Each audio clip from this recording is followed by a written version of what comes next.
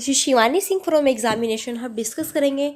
और गाइस, जैसे कि आप सब जानते हैं कि मैंने आपको जो है यहाँ पे ठीक है स्टार्टिंग में ही बताया था कि मैं जो हूँ आपको यहाँ पे सीडीपी में सीडीपी के previous year question paper and CDP की प्रैक्टिस कंटिन्यू एंड सीडीपी की यहाँ पे थ्योरी क्लासेस। ओके, तो भाई देखो, सीडीपी की प्रैक्टिस सेट एंड सीडीपी की थ्योरी क्लासेस एंड सीडीपी के प्रीवियस ईयर क्वेश्चन पेपर ये मैं आपको कंटिन्यू करा रही हूँ। और जो भी न्यू फ्रेंड्स हमारे चैनल पे आए हैं ना, सो सभी चैनल को सब्सक्राइब कर लेना और बेल आइकन प्रेस कर लेना, जिससे कि बहुत ही बेहतरीन तरीके से आपकी तैयारी हो सके बिल्कुल फ्री में। जो आप पेड कोर्स में लेते हो ना, ये 5,000 के, ओके, 5,000 के, 3,000 के, इस तरह से जो आप पेड कोर्स को खरीदते हो ना थ्योरी के लिए, ओके, उससे भी बेस्ट हमारी बिल्कुल वही हूबहू कंटेंट हम देंगे जो कि इम्पोर्टेंट है। और हाँ देखो, ये यहाँ पे जो है सीडीपी में मैंने आपके दो यहाँ पे चैप्टर फिनिश करा दिए हैं। एक तो विकास की अवधारणा एवं इसका अधिगम से संबंध, ये जो हमारी थ्योरी है ना, ये हमने कंप्लीट कर ली। एंड एक जो बाल विकास के सिद्धांत है, ये भी हमने इसकी थ्योरी कंप्लीट कर ली। आज जो हम यहाँ पे देखने वाले हैं, आज हम यहाँ पे करने वाले हैं आनुवांशिकता एवं वातावरण का प्रभाव। देखो, सीटेट जुलाई 2024 सीडीपी बाल विकास हैंड रिटन नोट्स, ओके, मैं आपको दूंगी, मेरे द्वारा दिए जाएंगे। और ये मैंने यहाँ पे देखो, ये मैंने हैंड रिटन नोट्स आपके लिए रेडी किए हुए हैं। और गाइज मैं आपको बता दूं, पहले मैं आपको ये समझाऊंगी और हूबहू ये आपको handwritten notes okay Telegram पर मिल जाएंगे। सो स्टडी विद शिवानी से टेलीग्राम को सभी ज्वाइन कर लेना, ओके, लिंक प्रोवाइड कर दिया जाएगा डिस्क्रिप्शन में, सभी ज्वाइन कर लेना। वहाँ पे आपको कंटिन्यू ऑल सभी सब्जेक्ट्स के बिल्कुल serial wise and chapter wise, ठीक है, आपको वहाँ पे मेरे हैंड रिटन नोट्स भी मिलेंगे और ये इनकी यहाँ पे मैं आपको प्रिपेयर कराऊंगी, समझाऊंगी भी। सो चलो आज हम देखते हैं। देखो, लेसन 3 सीडीपी में आनुवांशिकता एवं वातावरण का प्रभाव। अब भाई, आनुवांशिकता एवं वातावरण का प्रभाव, देखो यहाँ से क्वेश्चन बनता है, यहाँ से क्वेश्चन ना बने ऐसे नहीं हो सकता। सीटीएट स्पेशल यहाँ से क्वेश्चन पूछता है, ओके। सो पहले तो हम जानेंगे कि आनुवांशिकता का क्या अर्थ है, आनुवांशिकता का मीनिंग ये क्या होता है। देखो, जो भी पढ़ रहे हैं ना, पहले इसे ऐसे पढ़ना चाहिए कि समझ में आना चाहिए, ठीक है।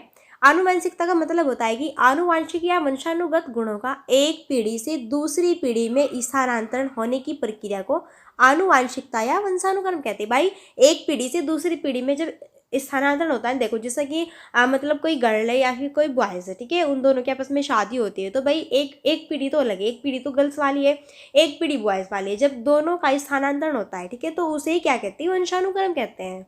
और आनुवंशिकता के माध्यम से शारीरिक, मानसिक, सामाजिक गुणों का स्थानांतरण बालकों में होता है।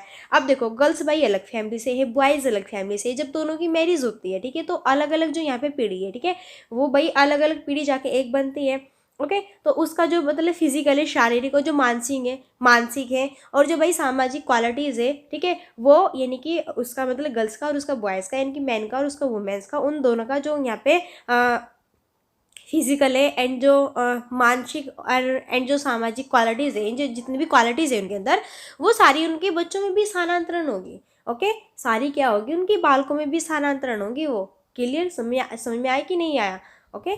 तो भाई देखो, यहाँ पे यही होता है अनुवांशिकता का मतलब, जैसे कि शादी होती है ना, गर्ल्स बॉयज़ की, मैन वुमेन्स की शादी होती है, ठीक है, तो एक पीढ़ी से दूसरी पीढ़ी में वो जाती है, ओके। एक पीढ़ी से भाई, एक पीढ़ी तो गर्ल्स वाली, एक पीढ़ी बॉयज़ वाली, ठीक है, फिर एक पीढ़ी से दूसरी पीढ़ी में जाती है, तो उसका स्थानांतरण होता है, वही आनुवांशिकता कहलाता है।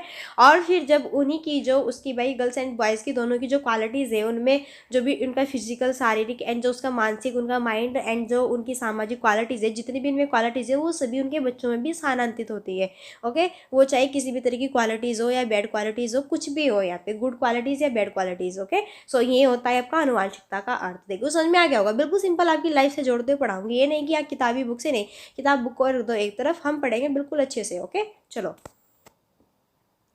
अच्छा, कुछ महत्वपूर्ण परिभाषाएं भी दी हुई है भाई, जैसे कि बी एन झा के अकॉर्डिंग, ये इंपॉर्टेंट है, पूछ लेता है। बी एन झा ने बताया कि वंशानुक्रम व्यक्ति की जन्मजात विशेषताओं का पूर्ण योग होता है। बी एन झा कहते हैं कि वंशानुक्रम व्यक्ति की जन्मजात विशेषताओं का पूर्ण योग होता है, बिल्कुल ये बात अपने आप में सही है। फिर वुडवर्थ के अकॉर्डिंग, वुडवर्थ कहते हैं कि वंशानुक्रम में भी सभी बातें आ जाती है जो जीवन का आरंभ करते समय जन्म के समय नहीं वरन गर्भधान के समय जन्म से लगभग 9 माह पूर्व व्यक्ति में उपस्थित थी। वही वुडवर्ड कहते हैं कि वंशानुक्रम में वे सभी बातें आ जाती है जो जीवन का आरंभ करते समय, यानी कि जब बच्चा अपनी माँ के पेट में गर्भधारण कर लेता है तो तब से ही बच्चे में ये क्वालिटीज़ आनी स्टार्ट हो जाती है, थोड़ी थोड़ी जैसी एक्टिविटीज़ उनकी मदर करती है। ओके, इस तरह की एक्टिविटीज़ उसमें आनी स्टार्ट हो जाती है भाई उसमें ही गर्भधान में। तो ये यहाँ पे बोला है किसने, वुडवर्थ ने। ओके, कि उसमें पहले ही ये डेवलप होने शुरू हो जाता है। ओके, चलो आगे देखते हैं। जेम्स ड्रेवर के अकॉर्डिंग माता पिता की शारीरिक एवं मानसिक विशेषताओं का संतानों में स्थानांतरण होना ही वंशानुक्रम है। जेम्स ड्रेवर कहते हैं कि जो भाई माता है पिता है, ठीक है, उनकी शारीरिक फिजिकल एंड उनका मानसिक विशेषताओं का संतानों में स्थानांतरित होना ही वंशानुक्रम है। बिल्कुल ये भी करेक्ट बात है, बिल्कुल ये भी करेक्ट यहाँ पे जो है स्टेटमेंट है। चलो अब देखते हैं हम यहाँ पे आनुवांशिकता के सिद्धांत। आनुवांशिकता के सिद्धांत बहुत ही इंपॉर्टेंट है भाई। आनुवांशिकता के सिद्धांत में है बीज कोष की निरंतरता का सिद्धांत, एक समानता का, एक प्रत्यागम। देखो यहाँ पे हम इसके बारे में थोड़ी थोड़ी मैं आपको डिटेल बताऊंगी एंड जो भी रियल होगा ना वो मैं बताऊंगी अपनी लाइफ से जोड़ते हुए और आपकी लाइफ से जोड़ते हुए, ठीक है। चलो देखो अब हम आनुवांशिकता के सिद्धांत यहाँ पे पढ़ने वाले हैं और इसमें हम देखेंगे बीज कोष की निरंतरता का सिद्धांत।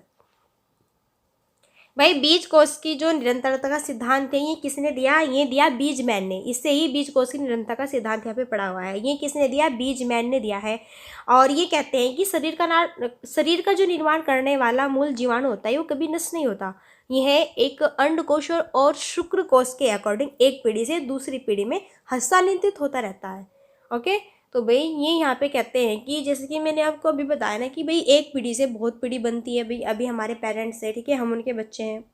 ओके, फिर हमारी शादी होगी, ठीक है, फिर और नई पीढ़ी आएगी, फिर उनकी शादी होगी, फिर और नई पीढ़ी आएगी। ऐसे ऐसे ऐसे ऐसे बीज कोष की निरंतरता वृद्धि होती रहती है। तो ये यहाँ पे कहा है भाई बीजमैन ने, ठीक है।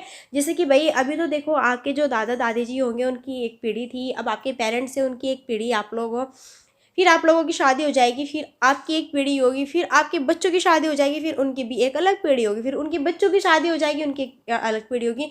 और जो यहाँ पे भाई ओल्ड होते जाते हैं उनकी डेथ होती जाती है, ठीक है। तो इस तरीके से यहाँ पे जो है आप देखते हैं ना भाई, देखते हैं आप, आपके घर में भी ये सबके हैं, ठीक है, सबको पता है ये। ओके, ये होता है बीज कोष की निरंतरता का सिद्धांत। बीज कोष की निरंतरता का मतलब यही होता है कि ओके भाई देखो सब समझ रहे हैं, ये नहीं कि हाँ बिल्कुल ऑब्वियसली सब कुछ खुल के बताया जाता है, नहीं, ठीक है, आप लोग समझ रहे हैं। ओके, चलो आगे देखते हैं। फिर समानता का सिद्धांत, नेक्स्ट जो सेकंड यहाँ पे आता है, फिर पार्ट्स यहाँ पे सेकंड है समानता का सिद्धांत। देखो समानता का मतलब क्या होता है ना, समान को जन्म देता है, अर्थात जैसे कि माता पिता होंगे संतान भी उसी के अनुरूप उत्पन्न होगी, ठीक है।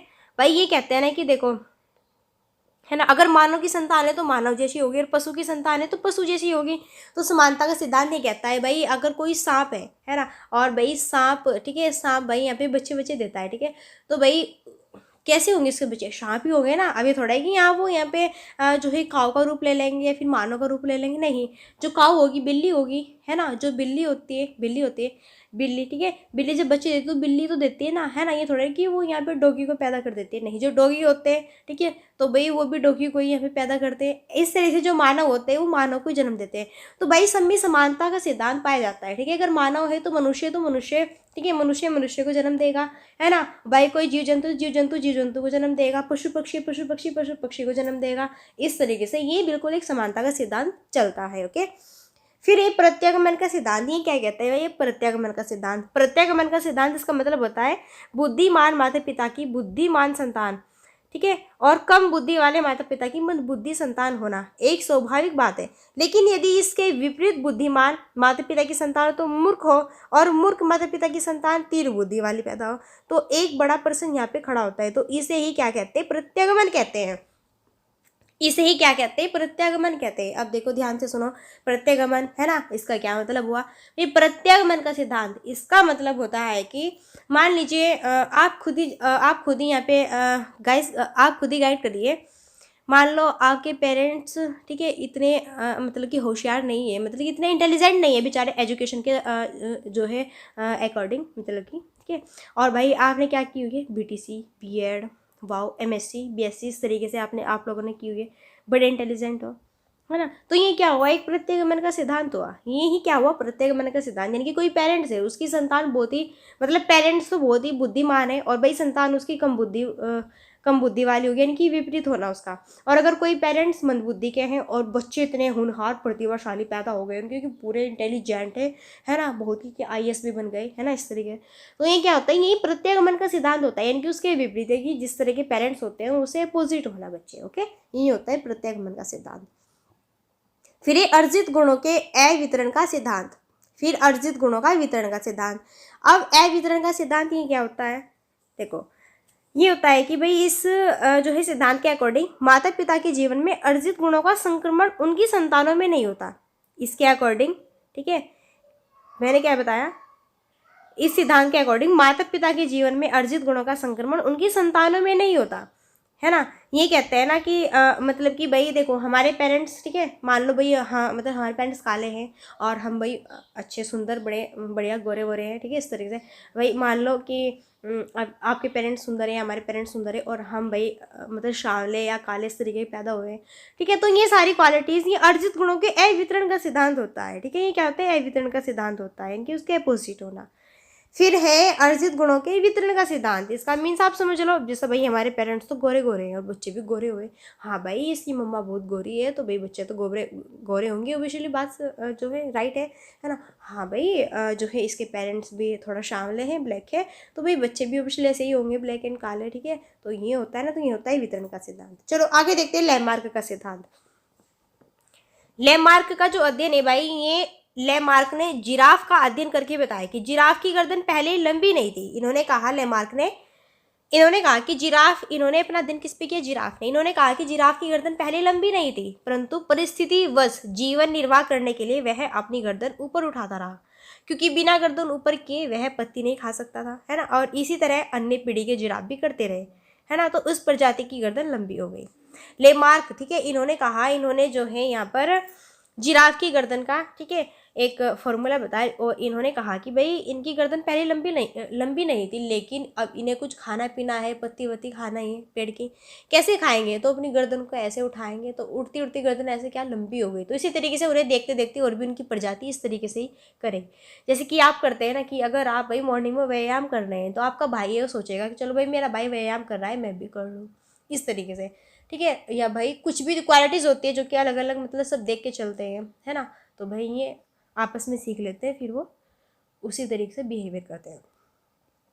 भिन्नता का सिद्धांत क्या कहता है भिन्नता का सिद्धांत ये कहते हैं सोरेनसन, भिन्नता पाए जाने वाले कारण, ठीक है, माता पिता के बीच कोशों की विशेषताएं होती है ना, एक दूसरे से भिन्न बच्चों का निर्माण। भाई बिल्कुल ये सही बात है। देखो मतलब कि आपके पेरेंट्स है, आपके पेरेंट्स के 4 बच्चे हैं, मतलब आप लोग, है ना, मतलब 2 गर्ल्स मान लो, 2 बॉयज़ मान लो, या फिर कुछ भी मान लो, ठीक है, किसी भी तरीके से हो, लेकिन भाई सभी समान नहीं होंगे। आप लोग चारों भाई, चारों बहन भाई आप समान नहीं होंगे, सब में अलग अलग क्वालिटीज़ पाई जाएगी। तो भिन्नता का सिद्धांत भी होता है।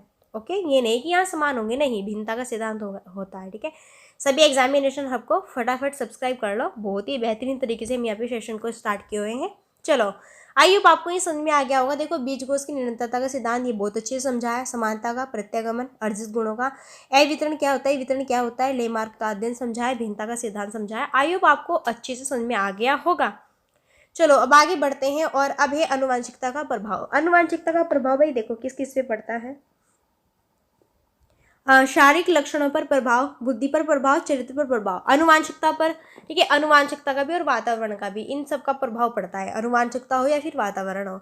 शारीरिक लक्षणों पर प्रभाव बिल्कुल भाई पड़ता है, शारीरिक लक्षणों पर प्रभाव देखो कैसे, जैसे कि बालक के रंग रूप, आकार, उसका शारीरिक गठन, ऊंचाई, है ना, उसके अनुवांशिक गुणों का महत्वपूर्ण योगदान होता है। मान लो कि जुड़वा भाई है, ठीक है, जुड़वा भाई बहन है ना, 2, ठीक है। तो भाई ये जो जुड़वा भाई बहन है ना, ये देखो एक दूसरे से इनकी शक्ल मिलती जुलती है ना, परंतु फिर भी ये परस्पर एक दूसरे से भिन्न होते हैं, फिर भी क्या होते हैं, भिन्न होते हैं। सो शारीरिक लक्षण यानी कि जो हमारा फिजिकल होता है, ठीक है, मतलब मान लो कि हाँ भाई मैं भी देखने में ऐसी हूँ, मेरा भाई भी देखने में इस तरीके से, फिर मेरी बहन भी देखने में इस तरीके से, ये 2 जुड़वा भाई देखने में एक समान है, 2 जुड़वा बहनें देखने में एक समान है, ठीक है। तो चलो मान लो कि शारीरिक लक्षणों पर प्रभाव पड़ता है, लेकिन हाँ फिर भी उनमें अलग अलग भिन्नताएं पाई जाती है, फिर भी उनमें अलग अलग क्या पाई जाती है, भिन्नताएं पाई जाती है, ठीक है। बुद्धि पर प्रभाव, आनुवांशिकता का और वातावरण का बुद्धि पर भी प्रभाव पड़ता है, बिल्कुल क्यों नहीं पड़ता, पड़ता है कि नहीं, पड़ता है भाई, पड़ता है, बुद्धि पर भी प्रभाव पड़ता है। ठीक है, बुद्धि को हम अधिगम की योग्यता, समायोजन योग्यता, निर्णय लेने की क्षमता, ठीक है, इसके रूप में हम परिभाषित करते हैं। बुद्धि ये तो होती है जो हमें सिखाती है चीज़ों को। ठीक है, मान लो कि जिस बालक की सीखने की गति अधिक होती है उसका मानसिक विकास भी बहुत ही फास्ट होगा, तेज ग्रो होगा। बालक अपने परिवार, समाज और विद्यालय में अपने आप को किस तरह समायोजित करता है, तो यह उसकी बुद्धि पर ही तो डिपेंड करता है।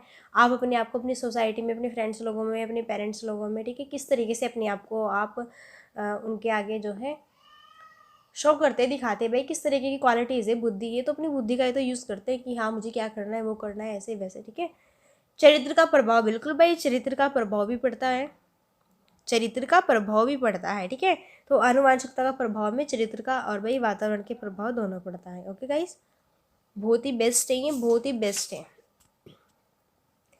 फटाफट सभी सब्सक्राइब कर लो। ठीक है, यूट्यूब चैनल जो हमारा एग्जामिनेशन हब है, और ये हूबहू नोट्स आपको मिलेगा, हूबहू ये इसी तरीके से नोट्स मिलेगा, तो पढ़ने को मिलेगा और यहाँ पे समझो, वहाँ पे पढ़ने को मिलेगा, यहाँ पे समझो। देखो बस थोड़ी थ्योरी और रह गई है। यहाँ पे देखो भाई, सीटेट जुलाई 2024 CDP हैंड रिटन नोट्स आपको हूबहू मिलेंगे। फटाफट ज्वाइन कर लो सभी फ्रेंड, जो भी यहाँ पे फटाफट ज्वाइन करेगा ना उसको हम देंगे। ठीक है, हम उसको ही देंगे यहाँ पे नोट्स। और हाँ, मैं बता दूँ आपको कि मुझे पर्सनल मैसेज कर देना। ओके, टेलीग्राम पर शिवानी सिंह मेरी आईडी है ना, वहाँ पे पर्सनल मैसेज करके, ठीक है, आपको जो भी समस्या हो ना तो आप मुझे पूछ सकते हैं, बिल्कुल बेझिझक मैं आपको बताऊंगी, ये नहीं कि नहीं बताऊंगी, बिल्कुल बताऊंगी। वंशानुक्रम एवं वातावरण का संबंध। अब देखो भाई, वंशानुक्रम, हेरिडिटी और इन्वायरमेंट का भी अपने आप में एक रिलेशन होता है, संबंध होता है। तो भाई वंशानुक्रम में वातावरण दोनों एक दूसरे से पृथक नहीं है, अलग नहीं है, ये दोनों एक दूसरे के पूरक है, एक दूसरे के संबंधित है। बीज तथा खेत जैसा इनका संबंध होता है, बीज और खेत जैसा इनका क्या होता है, संबंध होता है। ठीक है, जैसे कि भाई स्वस्थ बीज सभी स्वस्थ पौधे का रूप धारण कर सकता है जब वातावरण स्वस्थ एवं संतुलित हो। समझे कि नहीं समझे? देखो मान लो वंशानुक्रम तो क्या है, एक बीज है पौधे का। वातावरण यानी कि भाई साफ सुथरा स्वच्छ होना चाहिए। देखो अगर वातावरण साफ सुथरा स्वच्छ नहीं होगा ना तो कभी पौधा उग नहीं सकता। तो इसी तरीके से इन्वायरमेंट और भाई वंशाणु जो क्रम है ना, इनका अपने आप में संबंध होता है कि नहीं होता है? बिल्कुल। जैसे अच्छी खाद, समय पर पानी, धरती की तैयारी, निराई गुड़ाई, ये सभी वातावरण की सृष्टि है।